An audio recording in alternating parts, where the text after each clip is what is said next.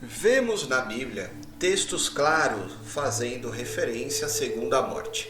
Mas o que seria exatamente a segunda morte? Para compreendermos melhor o que é a segunda morte, precisamos ter em mente o que é a primeira morte. Encontramos em Gênesis a primeira referência à morte, quando Deus fala para Adão que no dia em que ele comesse da árvore do conhecimento do bem e do mal, ele certamente morreria. Quando pensamos na morte, a primeira coisa que nos vem à mente é apenas que os nossos olhos físicos podem ver, que é a vida deixando de existir no corpo físico. Mas será que a morte é somente isso? Eu poderia citar vários textos explicando o que realmente é a morte. Mas vou me ater a um texto bem conhecido, que é a parábola do rico e Lázaro, onde ambos morrem e, segundo o texto bíblico, eles vão para o Hades. Podemos concluir dessa forma que a primeira morte seria o Hades, que é uma prisão para as pessoas que herdaram o pecado original de Adão. Sendo assim, o Hades, a partir da morte e ressurreição de Jesus Cristo, passa a ser uma prisão temporária, tendo em vista que Cristo, por não ter pecado, não pôde ser retido por esta prisão. A partir da morte e ressurreição de Cristo, deixa de ser uma prisão permanente, passando assim a ser uma prisão temporária para a alma. Tendo em mente que essa é uma prisão apenas para a alma, tendo em vista que o corpo físico volta ao pó. Sabendo que a primeira morte é uma prisão, podemos deduzir que a segunda morte também é uma prisão. Mas o que é exatamente a segunda morte? Em Apocalipse, temos uma resposta clara. Então, a morte e o inferno foram lançadas para dentro do lago de fogo. Esta é a segunda morte, o lago de fogo. Podemos concluir desta forma que a segunda morte é o lago de fogo. Mas que tipo de prisão é o lago de fogo? Para compreendermos isso, primeiro temos que entender melhor alguns conceitos sobre o lago de fogo. Atualmente, tem alguém preso na segunda morte, lago de fogo? A resposta é não. O lago de fogo é uma prisão que será inaugurada no início do milênio com a besta e o falso profeta, sendo os primeiros a serem lançados vivos nele. Mas a besta foi aprisionada e com ela o falso profeta, que, com os sinais feitos diante dela, seduziu aqueles que receberam a marca da besta e eram os adoradores da sua imagem. Os dois foram lançados vivos dentro do lago de fogo, que arde com enxofre. Após a besta e o falso profeta, o próximo que será preso no lago de fogo é o diabo após o milênio. Quando, porém, se completarem os 1000 anos, Satanás será solto da sua prisão. O diabo, o sedutor deles, foi lançado para dentro do lago de fogo e enxofre, onde já se encontram não só a besta, como também o falso profeta, e serão atormentados de dia e de noite pelos séculos dos séculos. Note que, pelo texto acima, temos mais uma característica dessa prisão. Entendemos assim que é um lugar de tormento em que os que estiverem lá serão atormentados pelos séculos dos séculos, ou seja, para sempre.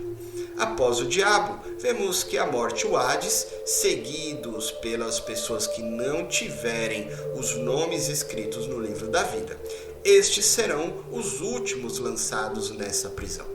Então a morte e o inferno foram lançados para dentro do lago de fogo. Esta é a segunda morte, o lago de fogo. E se alguém não foi achado inscrito no livro da vida, esse foi lançado para dentro do lago de fogo. Algo muito interessante que difere as pessoas lançadas no Hades das pessoas lançadas no lago de fogo é que no Hades, que é a primeira morte, encontram-se temporariamente as almas sem o corpo físico. Diferente da segunda morte, que é o lago de fogo, onde as pessoas serão lançadas com suas almas unificadas aos seus devidos corpos, que terão sido ressuscitados para o julgamento do grande trono branco. Sendo assim, podemos compreender o que Jesus quis dizer com o texto abaixo. Não temais os que matam o corpo e não podem matar a alma. Temei antes aquele que pode fazer perecer no inferno tanto a alma como o corpo. Nesse texto não vemos a palavra lago de fogo. Ao invés disso, aparece a palavra inferno. No original, esta palavra faz referência ao lago de fogo. Veja a definição desta palavra, que seria o Gehenna, ou Gehenna de fogo, que traduz-se como inferno, isto é, o lugar da punição futura.